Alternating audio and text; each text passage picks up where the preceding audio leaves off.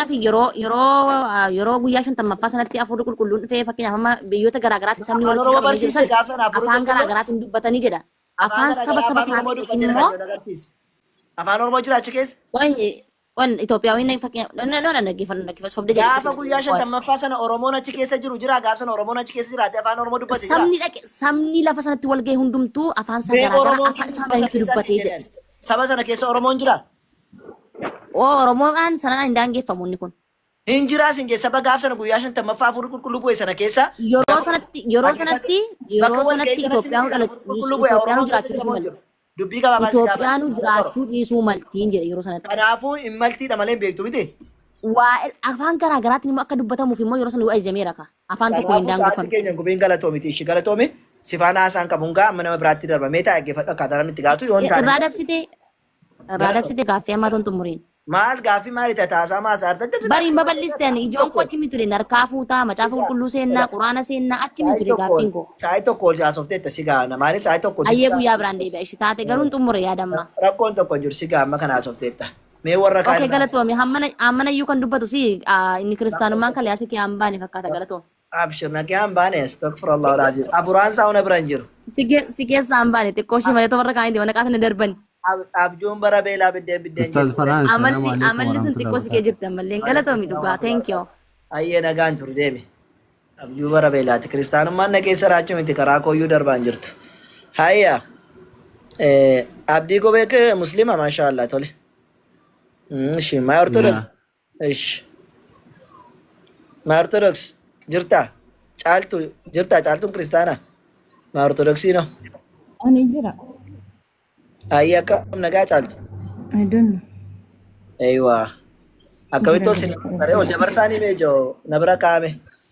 Qorra mataa qullaa kana baay'een jaallanna yeroo tokko tokko beektuuf. Nama biratti ol dabarsaa.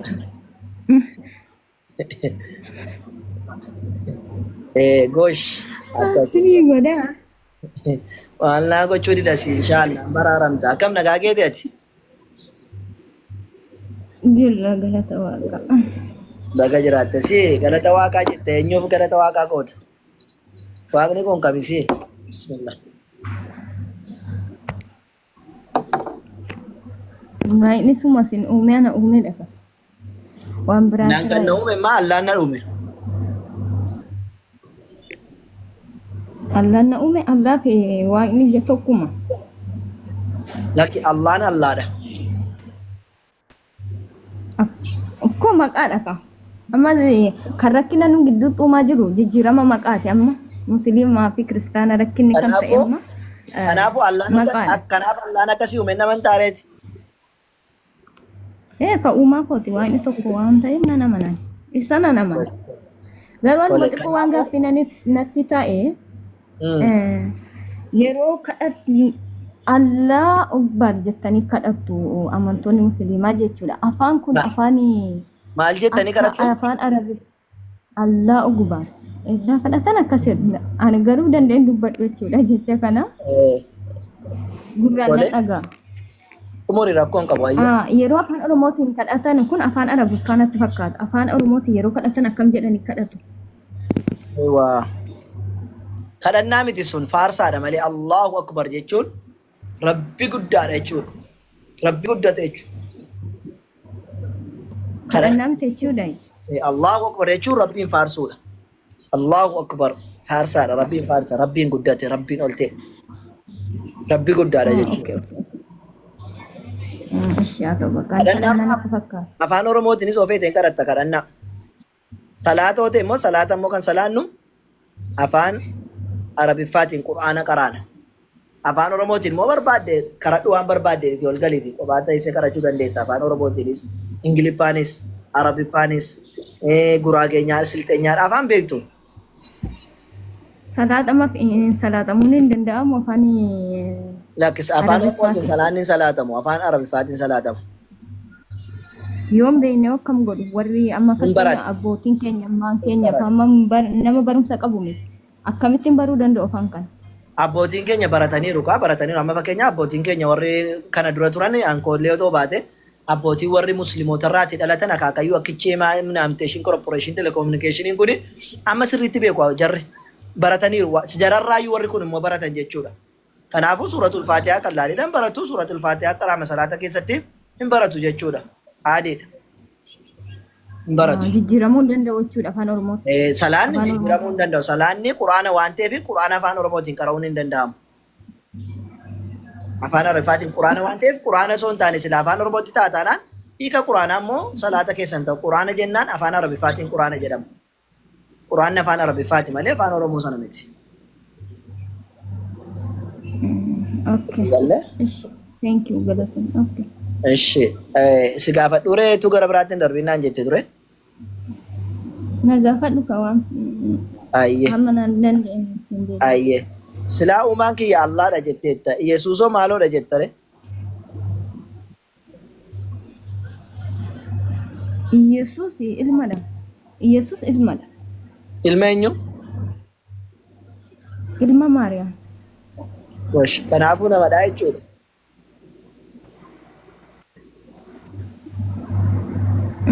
Ani dhibbatti akkatti nama jenna akkamitti nama jechuu dandeenya? Maaliif hafuuraan nama uumame tokko nama jechuun hin danda'amu akkamitti?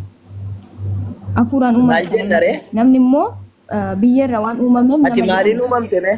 Ati maaliin uumamte? Ani sanyii Addaami. Maaliin uumamte? Sanyii hin gaafanne maaliin uumamte hin jedhe? Karaa wal qunnamtii saalaa nama uumamedhaan. Wal qunnamtii saalaa maasii si uumamoo? Saalaan hin uumame. Wal qunnamtii saalaa si uumamoo? Of course. Sanyiin tokko walitti. Sanyii walitti haadhu akkamitti nan uumama? isa si uuma? Isa si uumama? Uumaan kiyya kan na uume abbaadha. Kan na uume inni hafuura miti sana gidduutti kan na uume waaqa tokkodha. Inni hafuura miti waaqni sun? Dhiigarraa na uume. Waaqni hafuura miti? Nagaamu? Hin nagaama akkan jedhe waaqni sun hafuura miti hin jedhe. Neetwoorkii ishii na fakkaata.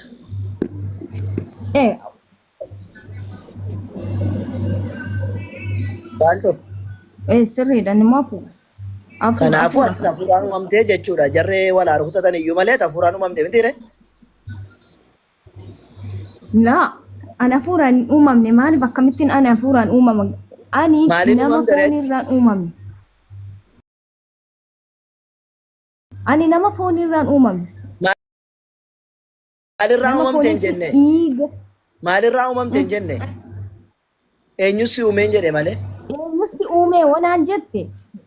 Kan na uume waaqa tokkodha. Kanaafuu waaqni si uume sun hafuura miti? Inni hafuuradha. Yaa. Kanaafuu hafuura si uume jechuudha si mitire? Yes. Galatoomi. Kanaafuu ani nama hafuuraan uumamte miti ka. Atis hafuuraan uumamne amma ani hafuuraan hin uumamne anis akkuma keeti. Akkamitti Yesuus akkamittiin wal qunnamtii saalaa tokko malee hafuura duwwaan uumame. Kan Yesuusitti hin deebina garuu anaafsis hafuurumti akka uume hafuuraan akka uumamne akka bartu barbaade kan Yesuusitti immoo nan deebi'a tole. Okay. Ayyee. Yesuus Kiristoos immoo Isaan alayhi salaam akkuma hewaan hafuuraan uumamte innis hafuuraan uumame. Hewaan wal qunnamtii saalaadhaan hin argamne. Hafuuraan uumamti. Kanaaf Yesuus Kiristoosis akkasuma hafuuraan argame.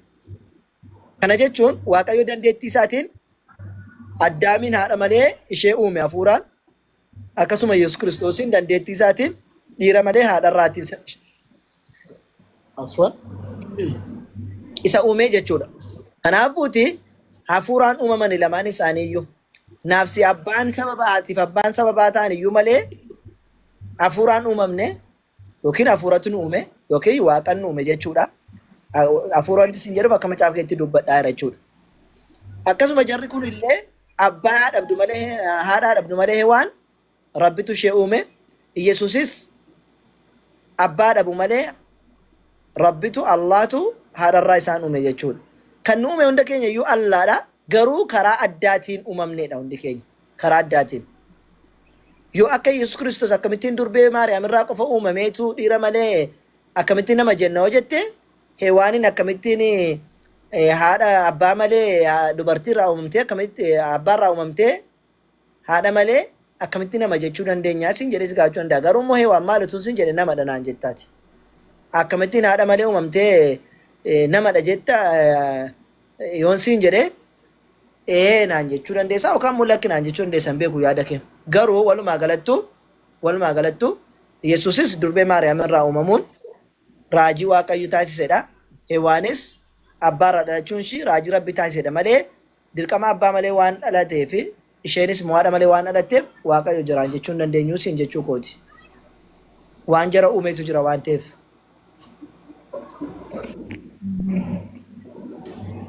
Okay. I just like okay. Waliigalee miti ishee. Yesuus Kiristoos garuu immoo nama akka ta'e kan inni dubbatu ni fudhattaa sana asirratti waasii jabeessuu barbaada. Yesuus akka macaafaatti nama ta'uu isaati kan inni dubbate ni fudhattaa sana. Baazawai Yesuus nama akka keenyatti foon uffatee gara biyya lafaa dhufe kan jedhu fudha malee ani Yesuus nama jedheen furan namummaa jechuudha furadhus. Foon uffatee dhufe kan jedhu hin jiru. Nama dhufiin jedha malee foon uffatee dhufe hin jenne Yesuus. Ani nama dhaa. Akka keenya gara biyya lafaa gaafa dhufe foon uffatee dhufe. Uffatee dhufe kan jedhu hin jiraa? Yaa. Jira wangeela agarsiisime. Kan jiru argina. Wangeela na biran. Nama ta'e jedha malee foon uffatee dhufe kan jedhu hin jiru. Gara biyya lafaatti gaafa dhufe jedhu Waaqayyo foon uffatee gara biyya lafaa dhufe jedha. Ati gaafa biyya lafaatti dhufte sibiila uffattee dhufte?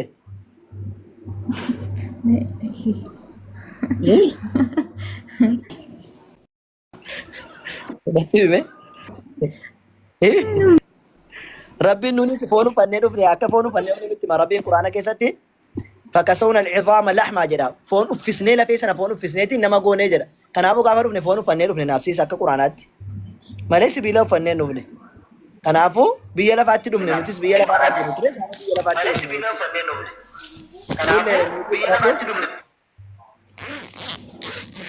كل بيت كمان كان افو غافا بيلا فاتي فون مفاتيرو فون ما سناي غارا قبت سنا فراتيرو فيچودا malee namni sibiila uffatee dhufu hin jiru. Kanaafuu Isaan alayhi salaam namumadha nama ofiin jedhe jechuudha. Okay. Achitti immoo jechuudha maal jedhu warri musliimaa isin jechuudha. Isaanii hin duune gara Rabbii deeme malee jettu. Nun garuu akka keenyaatti du'ee gara Rabbii deeme jennu. Gara Rabbii deeme jennu. Gara Rabbii hin deemne Isaan. Asinna kana dhagayeedha kan Araboota irraa dhagaye qaban. Samitti ol fudhateedha malee gara Rabbii hin deemne samitti ol fuudheedha malee. Kan samitti ol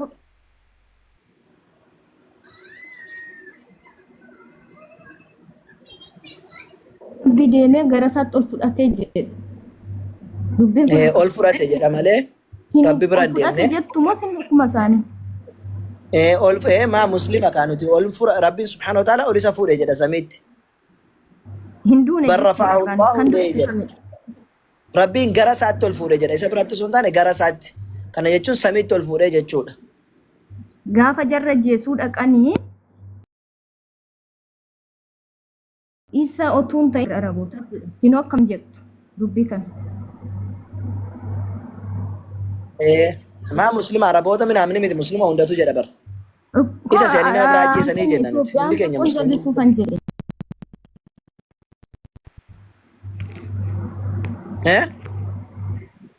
Amantoonni musliima Itoophiyaa keenyatti qocha irraa jajallisuu fi kanaafan si gaafadheefani. Laakiin jallisnu qaxxitaanuma dubbanna addunyaarra muslimni jiru hundumtu tokkumadha. Akka jedhu muslimni addunyaarra jiru hundu Isaa alayhi salaam hin ajjeesne itti fakkaate nama biraa ajjeesa. Isaa amma Rabbitu ol gara samiitti ol isa fudhatee jenna. Okay, thank you. Hayyee. Kanaaf Isaa alayhi salaam namadha. Ergamaa ta'uu isaa nama hin ta'a? Yes, gara biyya lafaatti ergate gooftaatu waan ta'eef nama. Kan samiitti ergame silaa hin jiru hundumtu lafumatti ergame. Kanaafuu ergamaa ta'uu isaa nama hin ta'a jechuudha.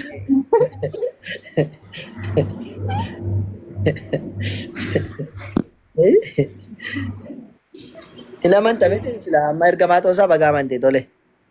Hayyee. Waaqayyo tokkichoo jiraachuu isaa nama hin ta'a Waaqayyo isa Yesuus Kiristoos Waaqa koo jedhuun. Waaqayyo tokkicha ta'uu isaa dhugaa dhibba dhibbatti nama. Waan inni tokko Waaqni ta'uuf sun dhibba dhibba Waaqni sun immoo Yesuusifis Waaqa ta'uu hin amantaa? eeka. Koos. Ayyee Yesuusifis Waaqa tole. Ishi itti aanee immoo erga sila Allahnis na uume jettee kan amantu taate. Nabi Muhammad sallallahu alaihi wasallam nabiyyi addunyaa kanaaf ergaman ta'uu isaa hoo namantaa? Oo isan beeku. Isa kanan beektu waan ta'eef si barsiisuu barbaada. Bara 1447 dura nama addunyaa kana ifaan ibsu maqaan isaa Muhammad jedhamu Rabbiin subhaanahu wa ta'ala addunyaa kana irratti akka dhalatu isaan taasise. Gaafa jarri Makkaa keessatti dhalatan fooqiin biyya Sooriyaa keessa jirtu hundumtuu guutummaadhaan ifti. Dhalachuu isaaniitiin. Namni kun dhalachuu isaaniitiin qambarri gabricha namaa ta'uun akka cabdu taasise. Namni Muhammad sallallahu alaihi wasallam jedhamu gaafa dhalatu dhiirtiif dubartiin walqixxummaa argatte. Nabi Muhammadin salawaatu rabbii wa salaamu alaihi dhalachuu isaaniitiin addunyaan kun dukkana keessaa gara ifaatti akka baatu taasifamte. Dhalachuu isaaniin duratti bara jaahiliyyaa yookiin bara wallaalumsaa jedhamaa ture. Sababiin isaas dhagaa fi ilma namaaf sagadu waan taateef erga isaan dhufanii booddee immoo Nabi Muhammad sallallahu alaihi wasallam Rabbi tokkichatti namoota waamaa turan waan taateef dukkanarraa gara ifaatti waamaadhaa turan jechu. Namni kun dhalatanii gaafa waggaa 40 nabiyyummaa Rabbiin isaaniif kenne.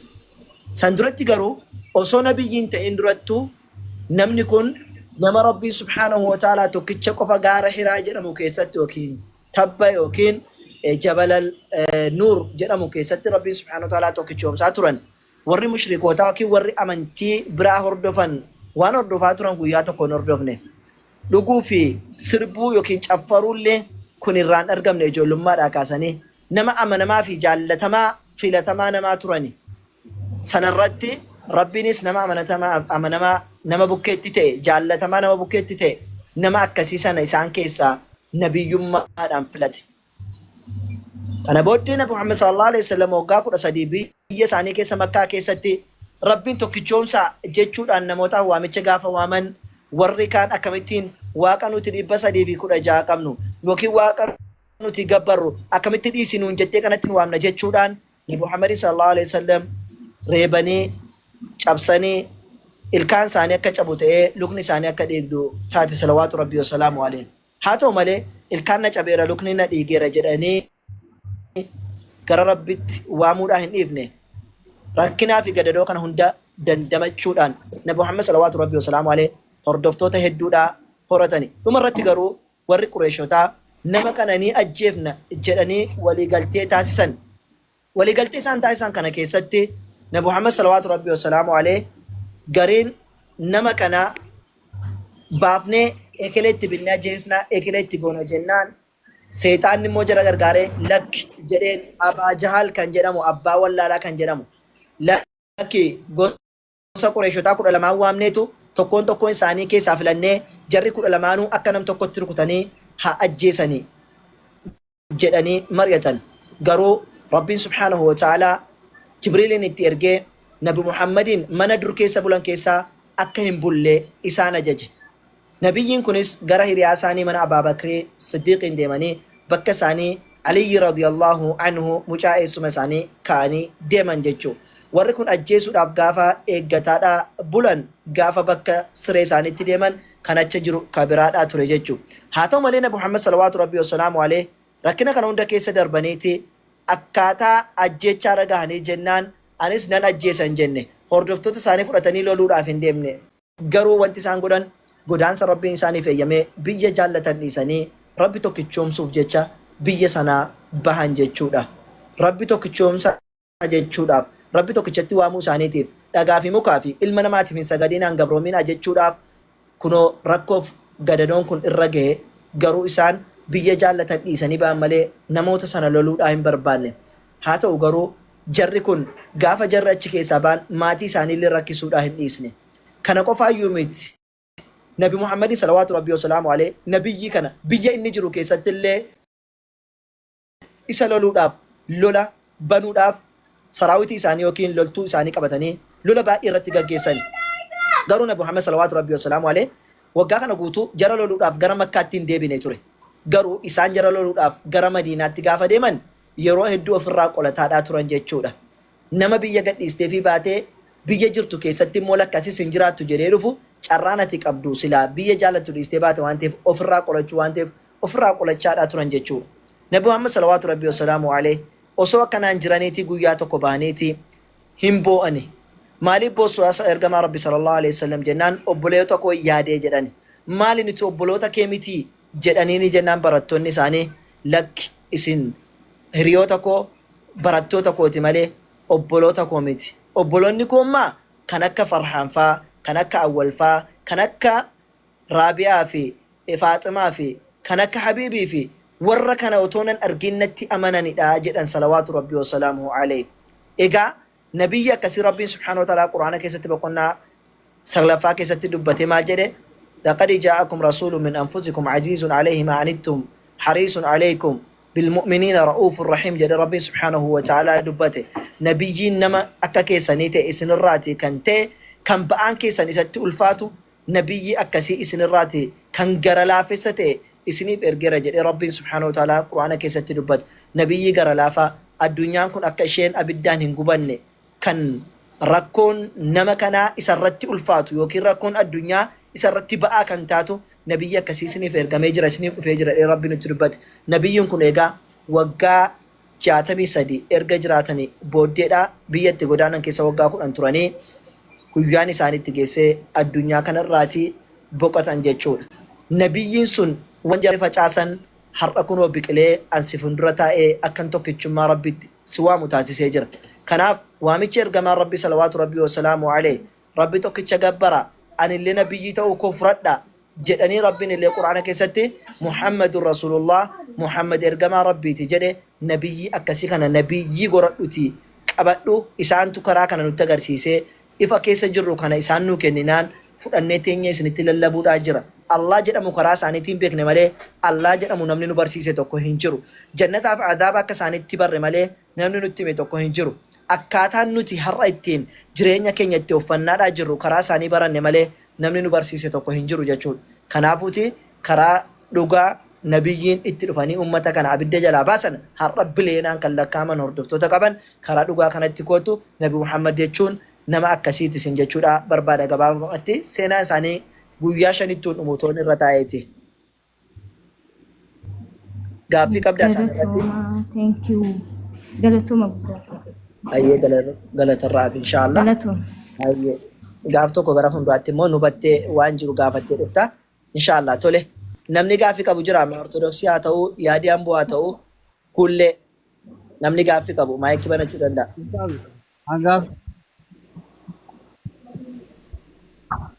Yaada akkam nagaa keete? Gaaffii. Gaafadhu. Ani gaafachuu danda'a? Gaafadhu rakkoon qabu. Gaaffii seera qabeessa taanaan. Nagaadha akkam fara? Nagaadha alhamdulillah fayyumaa? Ayyee gaaffii namseera. Jira galata waaqayyo. Ayyee gaafadhu.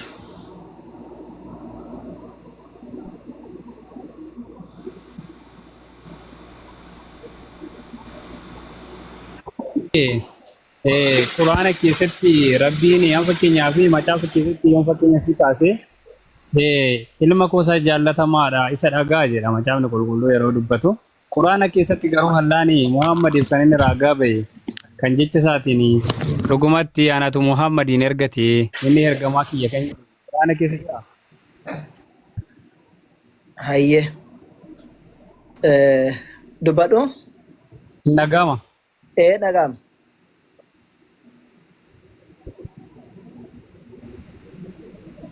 Ayyee. Ayyee. Jalqaba irratti Okay. kun ilma koo tokkicha isaanii jaalladhu kan jedhe namni bakka sana jiru kan dhagee tokko hin jiru dhagee rooka jettu taate ragaanaa kennita.